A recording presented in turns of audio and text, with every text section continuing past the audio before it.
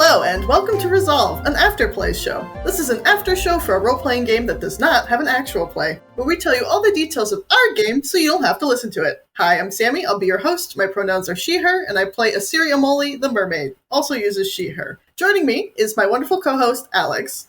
Hi, I'm Alex. I play Moogle, Avatar of Alexander Smog. Both of us use he, him pronouns. We are joined today by Dee. Hello, it's me again. I'm Dee. I use both they and she pronouns, but honestly, you can call me whatever you want as long as it's not it. I play Geyser, accidental arms dealer, and Geyser uses she, her pronouns.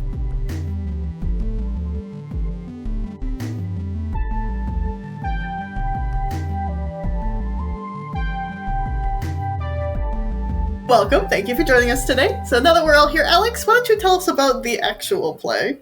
Previously, in EFFETE, while Tao and Charter residents learn more about each other, Geyser busts out of the bucket, harming a chef she believes wants to cook her. Powder enters, worried about her missing psychoglass pistols. Geyser summons several guns, hurting herself as one goes off. Powder collects the guns, turns on their safeties, and exits with Tao and Geyser. Thompson visits Tara looking for the guns. Tara sends Assyria and Thompson to Powder to help in the search. After passing off the guns to requisitions, Powder reunites the party at the World Travel Lab. They decide to take the Strider to a governance ship that Powder salvaged to look for the pistols. As Assyria locates the pistols, robots bust in. After the party dispatches the robots, they teleport back to Sequence Charter.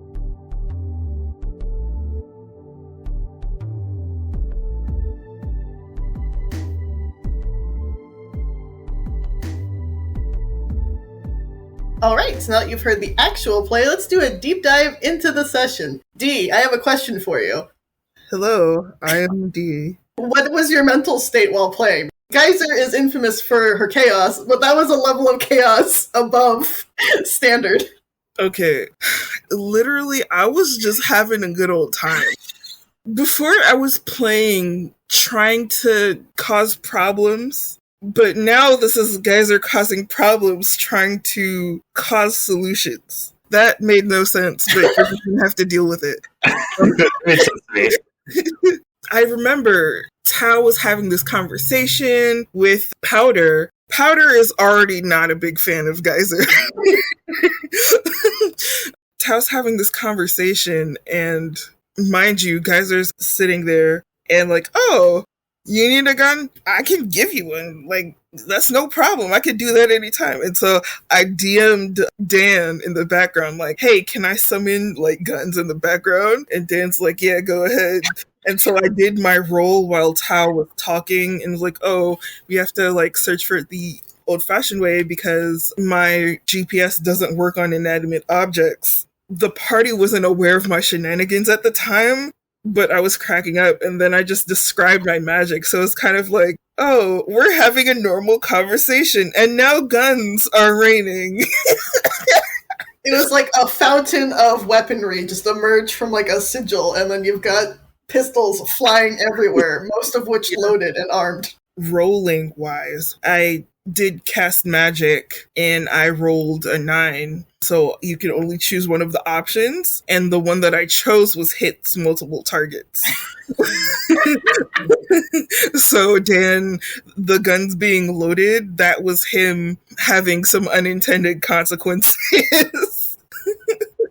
Even before that scene, Geyser had just exited a life or death situation. And I think that was Dan trying to force me to not be a clam anymore. Honestly, I was having a good old time. Like D, I was having a good old time just being a clam. Were you going to stay a clam forever? I could have. Probably not, but I played the entire previous session as a clam, just clapping when necessary, and just being carried around by a Tao in the bucket. I really enjoy like how Dan's not forced your hand, but like played with that. Or he gets a chef come out of the bar you were in and be like, "Is this our clam? Like, whose is this? Why is this here? Why is there one loose clam? One singular clam that's still alive." Although in my head, the clam has like clown nose, so I don't know why he would think it would be eatable. The clam actually was just rainbow. It was like a rainbow-shelled clam. Okay, still. But, Obviously somebody's pet. Yeah. I had already intentionally caused a problem immediately before, unclamming myself, turning back into Geyser, and heating up the water so that it scalded the chef, because I'm here minding my business and nobody's paying attention to what's happening. He's like, yeah, I have to take this clam back to the kitchen. I don't even know what the chef intended to do, but I was freaking out. I was like, okay, I'm just gonna not be a clam anymore. It kind of reminded me of the World of the Lost fighting that big ass bug, and I was just like, fuck, what the fuck is going on? I hate this so bad. I just, as Geyser, am alright, that's enough drama today. I'm gonna be good. The fountain of guns was Geyser being nice and helpful. It did solve an interpretation of the problem being Powder needs guns. She was looking for her specific pistols, not just any gun. We have to teach Geyser about gun safety. Yeah, that's true. Honestly, someone needs to socialize her. She is very feral. That's one of my thoughts for the next session is I want to see what we can do with months in sequence charter maybe before we head back out again. Mm-hmm. Because I feel like there's a lot of room for everybody to understand society at large better and understand other people in the group better. Yeah, there's a lot of opportunities for one-on-one / small group interactions, whereas recently we've been going pretty nonstop trying to solve some problems. It'll be interesting to see if we have some lag time, see what happens. Ironically, I think that Smog in this form is one of the other party members that Geyser understands more. Because after the whole, like, oh, I'm so suspicious of you. Why are you talking through a flute? Who are you? You're not even like the little guy anymore. You're someone else. And then you explained coming out of a separate time, a whole different reality. That part resonated with Geyser. So now Geyser's like, I see you. We're like similar. But with everybody else, it's kind of like, this is the fish lady. This is the horse. Y'all are there, but Geyser does not comprehend anything at all. Yeah, I think besides that sort of room for more stuff to grow, we've all hit a point where getting home immediately is not the goal. Mm-hmm. Siri has bought into having some sort of higher purpose in this mission. Tao is interested in looking at what other people like about different worlds, how to construct their own perfect world. Smog has already spent so much time away, like what's a little bit more time away from home? Like he knows he's going to get back. Yeah. Athenos is off doing his own thing for a while, will not be able to get back for however long he's doing that. And I don't know that Pony wants to return home. Yeah, because the last time we checked in with that, she was more interested in going with Athenos to do whatever. I don't know if that's changed or not, because that has been a minute, but she definitely doesn't want to go back to where she was from. I enjoyed how Tao reacted in this entire karaoke bar situation, because they were trying to, like, keep things relatively stable, but then the stakes just kept rising and rising. Poor Tao. Tao is one of the more understanding party members. I feel like Tao is more malleable when it comes to, oh, we could do this or we could do that, and not very headstrong. But I feel like this is, yeah, I might be a little sick of your shit right now. Yeah, this is one bridge too far. I think we understand because Geyser and Tao are very similar in their origins. The big difference being that nobody really acknowledged Tao's existence outside of like other Vocaloids. They all treat Tao as more like an object or a tool, but that also gave them more perspective into human society than Geyser gets. I don't know if I explained this part of the backstory. Geyser is actively kept away from human society on her home planet. There's a whole organization that's like, we need to keep these bigs away from the people. Geyser's pool of friends are also imaginary friends. The one person that Geyser regularly interacts with before the campaign is her handler, making sure she doesn't start too much shit. Geyser's been off leash this entire I hadn't noticed. this entire campaign. Also, there's a mindset difference. Tao seems to be really focused on understanding the people around them in order to better reach them with their music, versus Geyser wants to minimally understand what makes people tick so that she can take advantage of it. I need to know your name and something that might mildly upset you, and that's it. Geyser hasn't been trying to be teachable in this sense. You nailed that aspect with Powder, because at one point Dan was like, Powder is looking at you indignantly. So harsh. Powder is not your biggest fan right now. Powder is having become your handler. Immediately after Dan said that, I threw my arm around Powder's neck and was like, hey, yeah, we can go. I definitely was having fun, a lot of fun with that moment. But there was a previous conversation where y'all said, how do you feel about potentially pushing yourself into a corner as the party members go?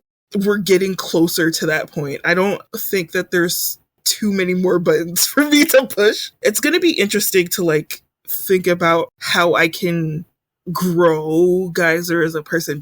Geyser has accidentally become more powerful, or at least realize the extent of her abilities, but not necessarily growth as a character. And I don't want to stay in the same place forever. I'm just not quite sure where to go. My solution with Smog that I'm slowly pushing out there is push Geyser towards the front, make it so that she has to be the person who generates an idea and we react to it. Start getting in a leadership position, because that will make her confront what other people think about and have a reaction to it rather than sitting off to the side and messing with things. And that's why I also was very happy to have you get in the Strider and sort of take the lead with that. It's aha, now we can see what happens when Geyser is in charge of a leg of things.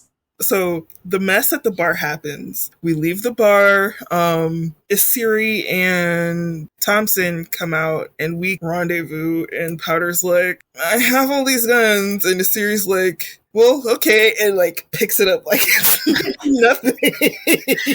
As well as Isiri could tell Powder was having a rough time.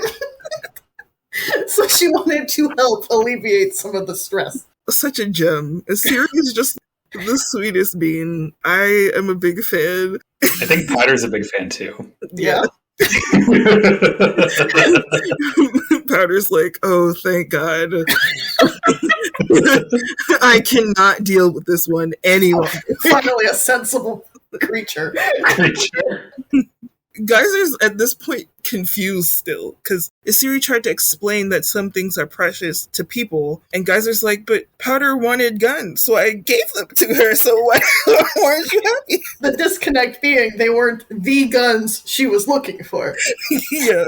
In fact, I think she's more frightened now that you can just conjure all these shit at will. Powder also was like, I'm not gonna just brandish weapons. And this also confused Geyser, because Geyser comes from a world where guns are a thing. People use guns in the real world. You have pistols, and now you're going on and on about how you're not gonna brandish a weapon, but you have weapons that you brandish, so I don't understand. Yeah, Smog tried to drive that point home, and it's there's a time for everything. What you did might have been useful, just not in that situation. Geyser's I still don't get it. In that moment, Geyser wasn't trying to understand. It was just I'm doing, and that's that. We give the guns to the authorities. Geyser's still thoroughly confused. Everyone meets up again, and we're like, oh, we'll help you find your gun. We get in the Strider. Geyser's the only one that's not from the sequence charter that has piloting experience. So Geyser's just like, okay. And poor Pony is too small for the restraints. Pony and Smog. And Smog, but Smog can fly, so it's kind of a less dangerous situation. Well, before we get too far into that, there was a scene when we met up with everybody in the lab between Pony and Geyser. Didn't you get stabbed, right? Pony has a sword, and the sword heals people instead of killing them. And Geyser, between the shenanigans of unclamming herself and summoning a gun fountain, did receive one harm. That was also part of the unintended consequences. Pony's like, look at my sword, it's so good. I'm so proud of myself because she's been practicing magic with Smog and summoning and all that stuff. And everyone's just having their own conversations. And guys are just like, can you stab me? Get cut. And then Pony's like, yeah, sure. I'll gladly stab you. Now that I'm thinking about it, because we're talking about weapons and damage and all that, I'm very nervous for Geyser and by proxy the rest of the party, because what was the one thing that Tara said while we're on Sequence Charter? You have to promise not to hurt my people. Well, at least Geyser has actively burnt somebody's face and fired guns into an open crowd. The first one was at least in self-defense. I guess. But that still doesn't make the second one any better. No, it doesn't. It's really bad, Geyser. It's really bad. I'm real scared of what the consequences of this is going to be. To be fair, everyone was all right. I asked, and the only one that actually got hurt was Geyser. She hurt herself in confusion. The drunk bar patron was like, yeah, we're cool.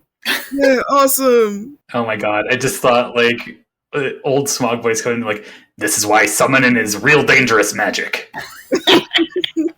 That's part of what I have to think about a little bit before next session. Not necessarily smoothing over with other people, maybe, but coming to terms with limitations as far as magic goes. Mechanically, I have been using a bot that Dan made, and that bitch hates the fuck out of me. That's true. It's some nasty rolls. I think I got snake eyes. I have +2 dark, and I have 0 light. I got my 3rd advancement, so my light and my dark are interchangeable. I have 0 heart because I recently also changed it from -1 to 0, and then I have +1 mastery.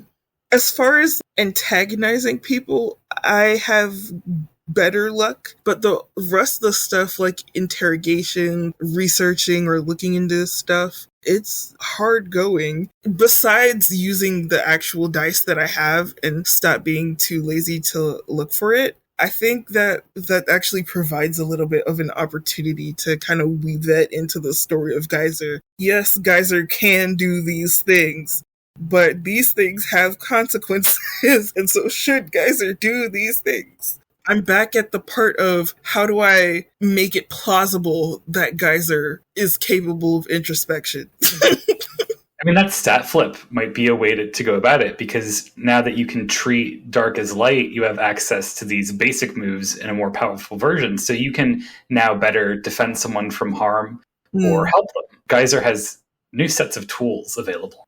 That's true. Well, there was something else in that scene I wanted to talk about, and that was, as soon as everybody came in, Smog was like, did we ever get the tablets that we asked for before? Because it's been months. A series shown promise with sign language. Do you have anybody who needs that as like a special need as well? Because it might be able to help her learn written language. And Asiri immediately was like, oh, so you think I have an issue? Yeah, well, that was twofold things. One, I have a locked dark link with Smog right now, so I was playing into that a little bit. And two, you didn't say sign language or written language or anything. You said Asiri has a problem with language. I don't remember it like that, but that's like an easy way to interpret something that's between those if you are already predisposed to disliking someone. It makes sense. Yeah, so Asiri's just like, do you think I'm inept? Yeah. Because I already don't trust you. I already have internal problems. You don't need to tell that to other people. She just wasn't very pleased in that moment. It's funny because Smog and Asiri much later get to use sign language in a very helpful way again. It's a tough balancing act for me because one of Asiri's like core tenements and one of the things that she's been trained to do is make sure the group cooperates when they are together. she constantly has to revert to that despite not being on good terms with everybody in the group. So she's just like annoyed that she's in the situation, but she still has to make it work because her like hard coding does not allow for it to not work. And I think Smog's being particularly annoying in this situation because right now it's a mastery link, so he's very focused on Asiri finding some sort of progress that he might be aware of. And that's honestly most of the party right now. Like I'm looking, it's Pony, Tau, Asiri, and Athenos he has mastery links with. So it's all of them. He's very focused on learning from them and making sure that they're on track to be the people that he hopes they're going to be again. Who does current Smog hope Asiri and everyone else becomes? I want to purposely leave things vague with the futures of some people because I want to leave that to maybe something really cool happens to your characters and Smog is like, finally. Or maybe something is going down a path that doesn't look good and Smog is worried because things are diverging. It seems everything went well with the party personally for each one of them from Smog's perspective coming back. So I think that would be fun to play with if somebody takes a really nasty turn. Mm-hmm. Makes sense. And also he doesn't know anything about Tau. So that's a good thing. No expectations there. That scene between Asiri and Smog was really funny to me. Asiri gets a little ego boost from being helpful to actually she can't read. What is wrong with this fish that doesn't know light, can't read? Part of me felt like I could have stepped in there, but then I was like, no, just let it be. It's already playing out in a good way. It was also fun being Smog and like, I don't even see how that's an insult. Yeah.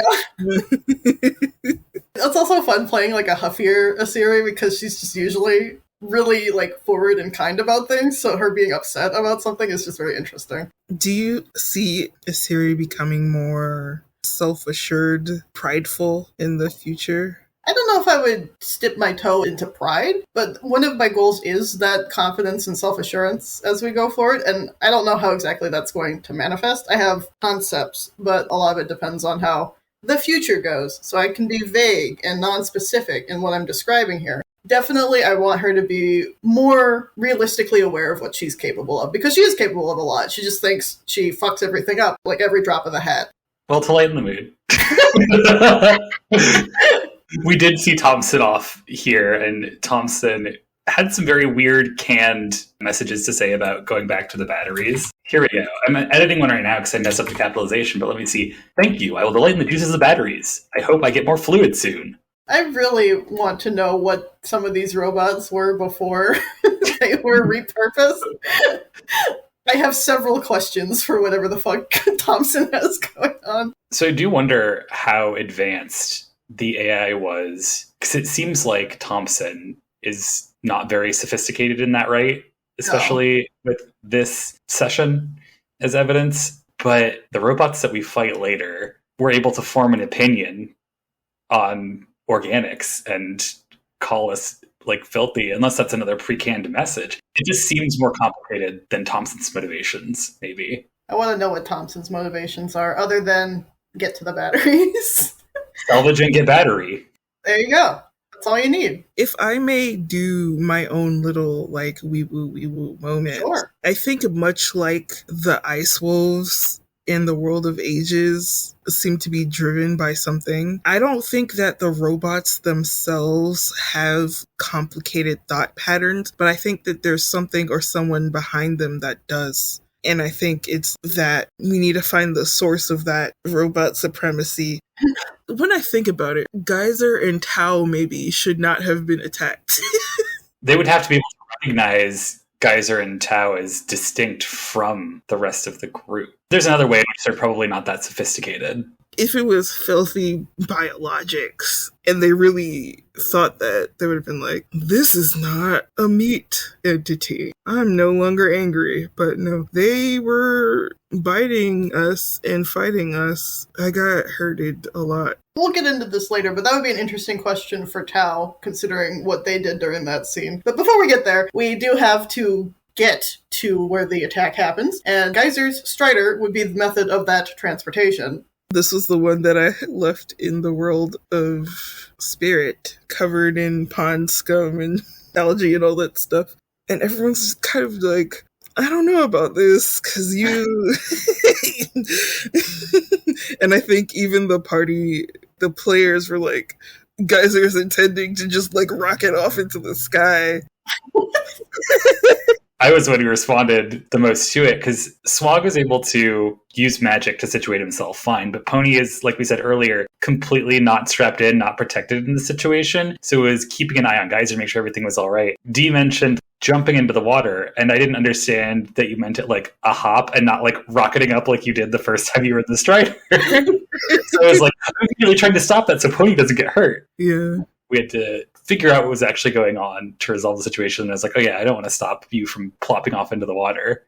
We hop in, and Powder beams the coordinates to my console thingy. Smog and Asiri are doing their little sign language communication so that Asiri can follow us along there. This is very helpful and cooperative, considering. It was a nice moment of unity as a squad. I was very excited for Asiri to actually like get in the ocean and actually swim in it, because this ocean is fucked up and she knows that, and it's not fun. I kind of want to do a little bit more digging about the water of this world, because I do think it's interesting. I wish it was a video game so I could around and see, but I could always pretend in my mind and make it up. That's true. Get a one-on-one session with Dan, spend an hour talking about how you poke into little hidey holes throughout the world. I bet he would do that if you asked him nicely. Probably would.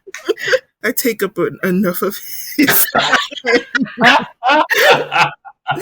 I feel like sometimes the decisions I make stress Dan out. Like, how am I supposed to make this? Although, considering how much accidental chaos I caused, it went very smoothly. I will say, as a GM, having a very chaotic player is a gift. You don't want everything to go to your thoughts. You want to be able to have some things to improv in the moment. But also, sometimes you need some chaos for some of the things you would like to see to come into fruition. You need a chaotic player as a tool sometimes, and you need a chaotic player to be inspired to do something different. Yeah, piloting the Strider, Dan didn't even make me roll for that because it's my third time doing it, so it wasn't stressful or straining or anything. Then we get to the old ship thing. Governance galleon class vessel that looks similar to the Paradigm, but smaller. I have no clue what the fuck that means. The Paradigm is the ship Terra is in. It's a pair of nickels. Yeah, that's what that means. I'm 100% clear on that now, thanks. What's interesting is that I was fully expecting for the party to be like, Geyser, use the Strider to open the door. But no, Smog is like, hey, Pony, think the bad thoughts. That was shocking for me, too, because I was fully expecting for me to meet you in transit. So, like, Asiri was just going to go on ahead, but I got pulled into Smog's little vapor portal as well. Pony helped Smog make a dark portal directly into the command bay where Tau had used instruments to suss out where there was a concentration of psychoglass. So we were able to skip like a docking process and trying to meet with the Asiri somewhere on the ship based on that by having a nice teleport button. I love fast travel. That ended up hurting Smog a bit because Pony, when you ask Pony to think of dark things consistently, it has been so hypercharged with negativity, it goes back to bite you in the butt. Pony was reminded of this experience where the circus owner was just screaming at her about how she was going to get boiled down for glue if she didn't work, and it just made Smog like cower and flinch. I think I asked for a series help after that, probably for the portal back. Yes. Because didn't want to have to tap into Pony's dark magic well again. But also, I was in character as Smog willing to accept that partially because like he knows it'll help her learn, and also I have an expanded harm pool, so I knew that if I got a middling success, I'd be able to eat a harm. It definitely puts a grand scope onto, I guess, the repressed trauma that Pony is sort of dealing with. Yeah. It's not that they're shy about talking about it. They brought it up a few times, but they just haven't expressed it in such a way that it hurts them that much. They just don't want to think about it. That shit's deep. We're teetering on this edge because everybody has to think of Pony as a hero, of Pony maybe becoming an anti-hero, like this darker nightmare sort of thing's going on. And I think Pony's even mentioned being a nightmare in character at some point. And then this more like chivalrous sort of, I have the sword on my horn, I'm still playing into the unicorn thing. Dancing on the precarious ledge here. Are we going to get Sonic or Shadow? Oh, no. Why does it always come back to Sonic with you? Honestly, we need to be careful because involving yourself in Sonic can have unintended consequences. Correct. There's a way in which Pony conducts herself that does remind me of a Sonic the Hedgehog character. Just being like a sassy, talking animal whose main obsession is food, but is also very obsessed with being a hero. It speaks to a lot of, not just Sonic, but different Sonic characters. And yes, there's obviously like Shrek magic importance stuff going on with her, but that's a way I process Pony after having played a billion Sonic games. You finally find Powder's guns, but then the robots, they're like, we detect you and we don't like you and we're gonna fight. That went really well and poorly. Yeah, that entire, even prelude before the robots break in, where everyone's searching through this command room, I guess Siri gets the moment to be like, well, we're tilted, so they're probably underwater. Let me go check there. And lo and behold, they were. Yeah, it was mostly dry with a little puddle. Dan described it as pretty much what you'd expect, like a Star Trek sort of command room, but the chairs are knocked over and there's a puddle and it's tilted. It's all get tilted. I was hoping that it would have gone easier, but I'm glad it did it because then it would have been over quickly. But I do remember like feeling annoyed. Why don't y'all just die already? You had Geyser go like gang beast mode and like pull out a chainsaw and bust everyone up. Yes. What's the order of events? The robot says surrender. Geyser just goes up and rips one into shrapnel. Smog drops the hoodie to his waist, ties it around, goes monk mode, starts slapping people with his staff and punching. Tao hacks one of the robots and makes it fight the other ones and eject a charge into them. Powder takes cover under a chair and takes some pot shots. Geyser conjures the chainsaw. Oh, I missed a Siri putting up the wall of ink. And I think Pony charged into someone to heal them too. And that's most of the combat actions, I think. Yeah. And the bots also attacked us, but I don't think they did so in any spectacular fashion. Yeah, I think Smog got bit and I got bit. Pony got bit too. When they started biting everyone, I think the last thing was Geyser summoned a force field and crushed the rest of them. Siri put one of the big robots in the wall and plugged up the hole that they were coming through. And they were filling the room with water, so half of y'all would have a problem. And then Geyser like finished off the last of the robots, but Geyser was very upset, hence the chainsaw summon. Is that a usual thing that Geyser does? Summon a chainsaw? Summon a chainsaw, no. Get really mad about being bitten, yes. I wonder if Tao would have anything to say about the chainsaw, because part of the Tokyo Mirage Sessions lore is all of the Mirages have an associated weapon that humans use, so like Persona users basically of that world use to summon the Mirages. So what if somebody gets a hold of this and summons Geyser later?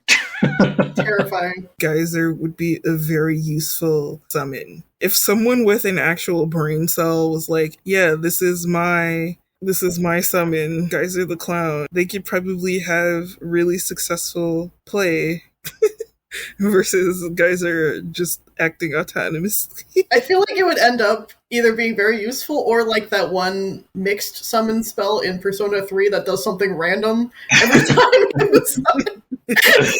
Oh man.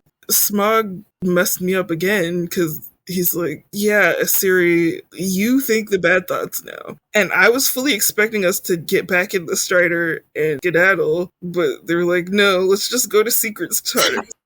So the thought process was, there is a bot invasion. We have not seen this before. This could mean there is a bot invasion everywhere. We might need to get back to Secret Starter to help. And going there faster might be better than getting on the Strider and heading back. I understand that, but I was thrown off. Mm-hmm. I want the listeners to know that this is the third time the party has left the Strider somewhere.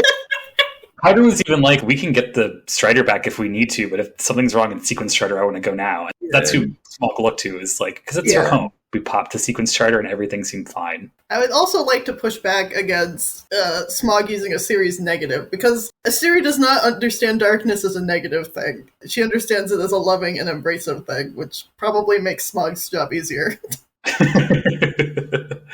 I don't remember there being a bunch of robots on the Sequence Charter. I think we kind of ended things there. Yeah, we ended with Slime, as one normally does.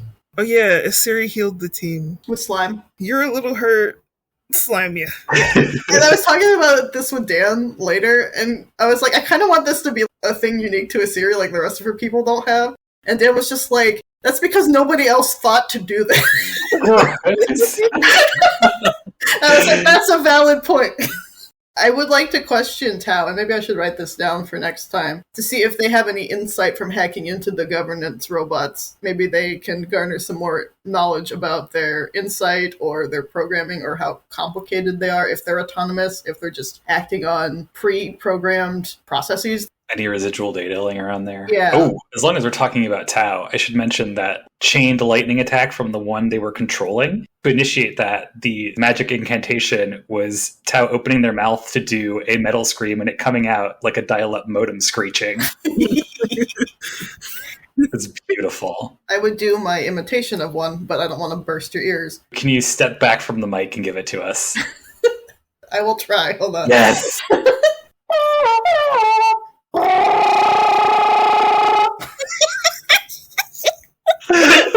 I'm so sorry for you editing that later. Hell yeah. As far as the fight, I was also very happy to go monk mode. Yeah. I had been thinking, Smog's been away for hundreds of years. There's no way he's sticking to one Final Fantasy class the whole dang time. We got a little taste of Bard Song. The only reason I came to Pony with the Onion Knight so fast is because I was already thinking of like what other classes are cool and magic and fun that I could use for Smog, but I'm like, it doesn't actually work for him. He's not like a sword fighter. Let Pony have that. But Monk, I thought was really fun because it's a very physical class, yes, but it's also takes training and dedication. I think sometimes they get physical attacks that do elemental damage, stuff like that. But did he have to take his shirt off? Yes, because that's what Monk is in Final Fantasy. They've got like something tied around their waist, usually sort of loose, baggy pants and none shirt. I should also mention, because like it was combat time, so I didn't get to say it. Smog's face, aside from the crystals, pretty much fine. Body probably has some scarring that you might be able to see through like the light fur. Horrible. Poor Smog. I just love thinking about little rabbit man flying around doing punches while something is stasis, like in Breath of the Wild, and then the robot just like popping against the wall after it was over. When you said that, Dan's eyes lit up because he loves that mechanic in the game. He thinks it's the funniest shit ever. Smog cast stop and then let the punches tally up and then pop. Goodbye, robot. Bye-bye, Robo. Maybe I'll think of a different class to have fun with next time. There's a machinist throughout Final Fantasy stuff, and usually they shoot gun. That's their defining thing, but also sometimes they mess with robotic enemies. I like that Asiri was on defensive maneuvers. Yes, I've been noticing that a lot recently because I have reread the notes extensively. I've put together some things that I've discovered about my character that I didn't even know, which is always fun. She has been playing a lot of defensive stuff recently, and I don't hate it because I think looking at her, you immediately get that she's going to be offensive, which she can be, don't get me wrong. But it's more fun and interesting for her to protect everyone around her instead. Although I'm not certain that her ink shield really did anything because Dan didn't really comment on it. The party could have let it do something. Smog specifically, because I wanted to portray that his taste for violence is not completely gone. It's just that it needs a specific moment. And we're dealing with robots that want us for our lives here. So Smog was immediately like, all right, we don't need to play around and disable these or put them to sleep like I wanted to do with the wolves. These things need to be torn up so I can go into my like more physical scrappy mode and just rip these things to shreds. If Geyser wasn't angry at the fact there's a bunch of robots trying to fight us, she probably would have stayed behind the ink barrier. Yeah, Powder got some good shots in there too, so it was nice to see everybody working together towards the same goal. I mean, that's true. Like, maybe we didn't call it out, but I don't think Tao and Powder really got hurt, and they were kind of sticking back a little bit. Maybe the barrier was something that Dan kept in mind for those characters. Tao did get hurt when their phone touched water. I just don't remember if that was before or after combat started. That was before combat because Tao was trying to use it as a flashlight to help Asiri look around. That is a nice sentiment. I didn't realize that's what Tao was doing. Asiri does not need light to look around in the dark. I got it, champ. Thank you. I guess the thought helped because it was a limit break. Yeah, that's true. Is there anything we didn't get to? We didn't get the title of the episode. I realized that we just kind of skipped over that whole part. That goes all the way back to one of the patrons being amazed that Geyser could be a clam. And I was just like, I can turn into whatever the fuck I want. That's true. Which is quite literally true. I don't think that's a defined magical capability of Geyser. I think she just said that because she's gonna do what she wants to do. So I rolled a light link with the Barb patron. We named Manila. Because Manila is my favorite flavor of clam. And because of the clam incident, the bar was retroactively named. It's Clam's Karaoke Bar, which is a terrible name. But that's okay. Why do you think Powder was there? I want to know what the bartender's beef with Powder was like, because Powder walked in and the bartender looked her up and down and was like, oh, it's you. What happened? Why do they have history? Maybe they're exes. Ooh. Oh. I doubt it because Powder is very young. So. Siri's gonna have to fight. I'm sorry?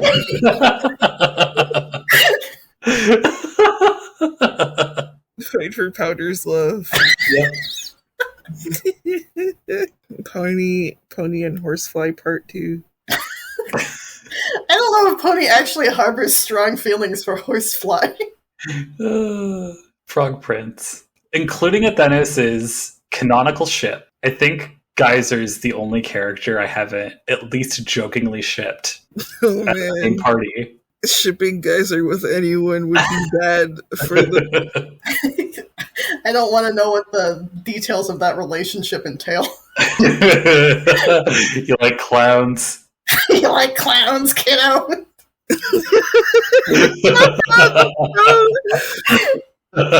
If someone tried to come to Geyser in a romantic way at all, Geyser would just be like, oh, that's funny, and like slap them and then walk away. Counterpoint, they're into that. Some people might like that, yeah. Guys would be like, I can be your sweet dream or your beautiful nightmare. I'm gonna kill you. I'm gonna kill you dead. That's also what Geyser would say. Oh man, now it's just reminding me of that video, the clown throwing axes. Geyser's the problems clown. Geyser causes problems for other people's relationships. Geyser does not have a force field wife. What if instead of the problems clown ending in wife force field, it's just the problems clown and the man getting closer and closer until they kiss?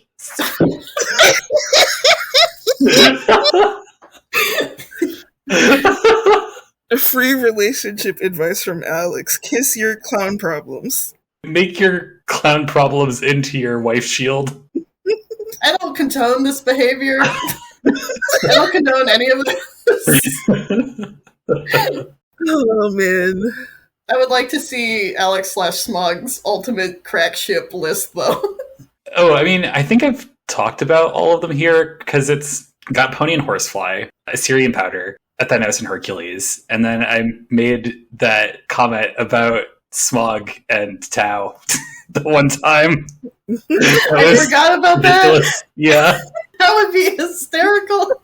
Because Zach and I have never played characters that have been romantically involved in a role-playing game. That's everybody but Geyser.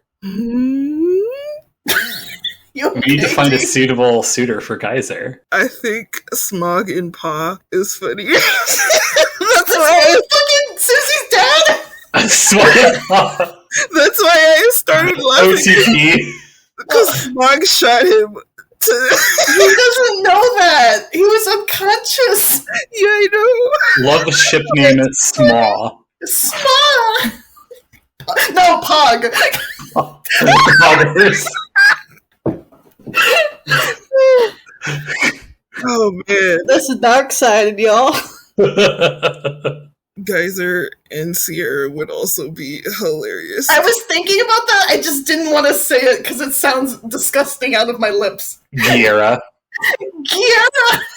That's really close to Dan's screen name. No, it's not. If I tell him that, he's going to flip out. Sierra would have to be fairly masochistic for that to work, considering Geyser literally tried to eat him. Is he not? He's an old sailor man who's in love with the sea. I think you're going to have to fight that affection first and foremost. But Geyser is also in love with the sea. They have that in common. They can stride together. Into the sunset. Except the sun doesn't set on this planet because it's totally locked. Make your clown problems into your wife's shield. I'm going to kill you. I need you to tweet that so I can retweet it.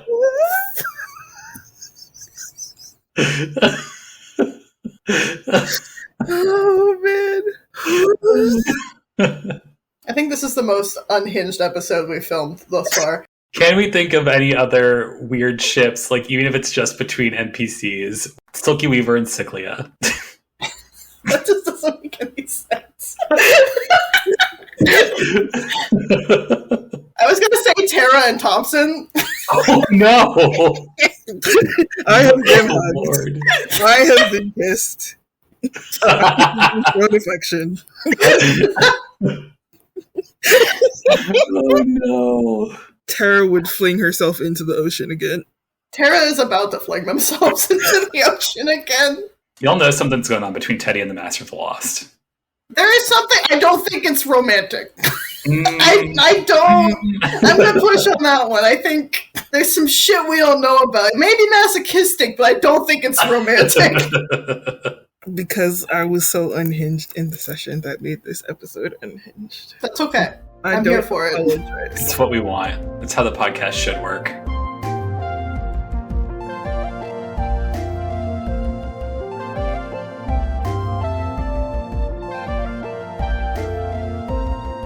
So let's get into the resolution phase, the segment of the show where we each get to say something about the game with no responses. What is your final say on this session, D? Sometimes you have to summon a fountain before you go into the sea. You can find me on Twitter at @BacksliderD, on PlayStation Network at IHadACowLOL. Find me somewhere we can exchange friend codes for the Switch, although my little sister has been playing it, so I haven't been playing it a lot. Y'all should play the Horizon franchise game. We have Horizon Zero Dawn, Horizon Forbidden West, and now Horizon Call of the Mountain. And that's a VR game, so you're gonna have to buy that expensive headset to play it. I'm having fun. And also, a really cool song, Painkiller by Baby Storm. She is emo feel girl for all your sad boy playlists. That's it. What about you, Alex? Be on the lookout for some more classes. You can find me on Twitter at ShiningCrowbat. I recommend checking out the Netflix series Dating Around. It is the only dating show that I've found that has a premise that I think might actually lead to a real relationship. It is just one subject going on 5 different dates on different nights, wearing the same outfit in the same location. You get these very interesting shots of the one person talking, and you don't really know who they're talking to until the camera turns to show who they're dating. And I think it works really well because it is just dates. There's no other premise or gimmick other than the person is wearing the same thing, and they're going to the same locations mostly. They can choose to end the dates early. Maybe they're not going to go to all the locations with all the people. And it's just very cute. The end of most episodes is either somebody being alone and happy they didn't have a second date, or the start of a second date with one of the people they had a date with. And for myself, so far, everything is going according to plan. You can find me emerging from your television set 7 days after you watch that suspicious VHS tape that showed up in your house. I don't know what that's about, but you should watch it anyway. This has been Resolve, an Afterplay show. You can find us online at most social media sites at ResolveAP. Except Instagram, which is at ResolveAfterPlay. Thank you so much, everyone, for joining us today. You can buy the game we're playing, Interstitial, Our Hearts Intertwined, from its creator, Riley Hopkins, at linksmithgames.com. All links will be included in the episode description. Thank you again for listening. We end our turn here, so now it's your turn. Tell us what's happening in your game.